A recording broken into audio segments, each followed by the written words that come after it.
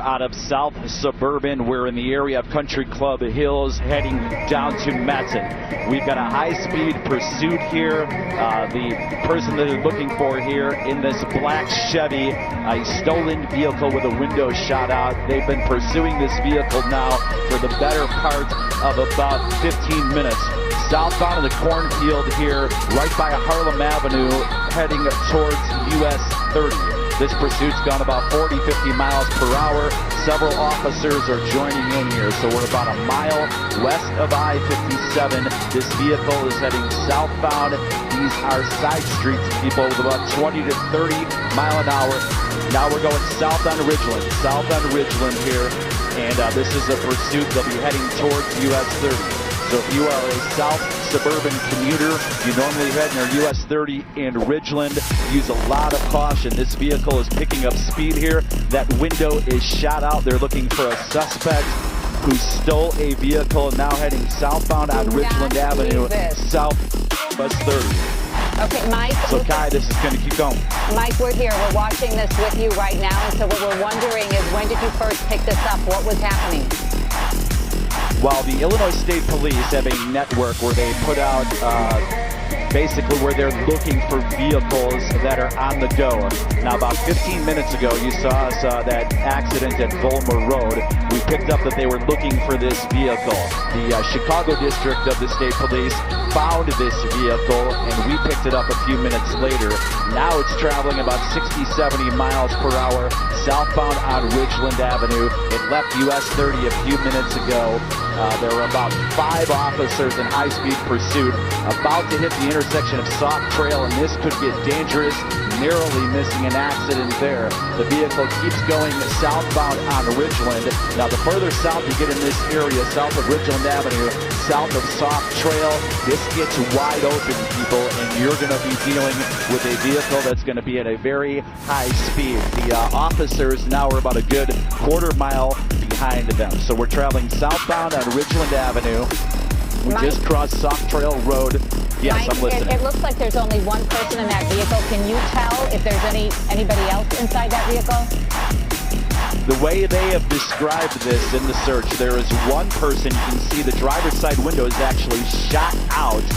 One person who stole this vehicle that they're searching for. So from what they've described, and again, this is just from the scanner traffic, what's called the ISPERN, Illinois State Police Emergency Response Network, they've only described one person, the driver, the suspect that they are looking for that stole this vehicle that is now southbound on Ridgeland. We're coming up on another interchange here pretty soon, and I-57 is very, very close to this. We're about a half a mile west 57, so there is a chance that this vehicle could take it to the expressway.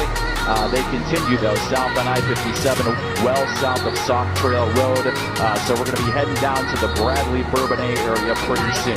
I know that you're on a really, really close shot there, and you're talking about the police that are behind them. Can we look at a little bit wider shot so that we can get, a better perspective of that? That would be great, and maybe also see what's in front of that vehicle, which it looks like no one, luckily, as he's making mistakes. We don't want to lose the vehicle, and the police, unfortunately, they've been trying to chase this vehicle. It's really picked up speed southbound on Ridgeland, heading towards I-57. And as we look out the window, there really aren't any police within about a good half a mile of this vehicle. They're communicating with each other. How fast do you think that guy's going, Mike?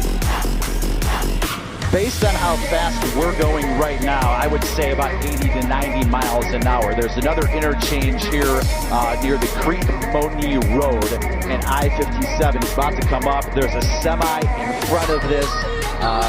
Again, caution for people who are watching here. This can result in an accident pretty quickly. Now he crosses Creek Money Road, trying to turn. Oh, and there's the accident. All right, so here's the accident. I believe we're at Creek Money Road. The vehicle involved in the accident. Now you've got the person who was in the vehicle. This is the suspect that they were looking for, heading eastbound towards I-57. We got to be careful with the camera shot here because he's taking his sweatshirt off, running through a field. Trying to get the sweatshirt off. That car crashed and tried to make the turn there at the intersection. It looked like the one person who was in that car bailed and is now running. I think you made a really good point, Stephen, here. He keeps on holding on to something right around his waist. We're not sure what that is. And Mike, how far are police from this guy right here? The police are coming in right now. The police are coming in now. We don't want to lose the shot of this person, and hopefully now it's into basically you can see a field with a lot of trees.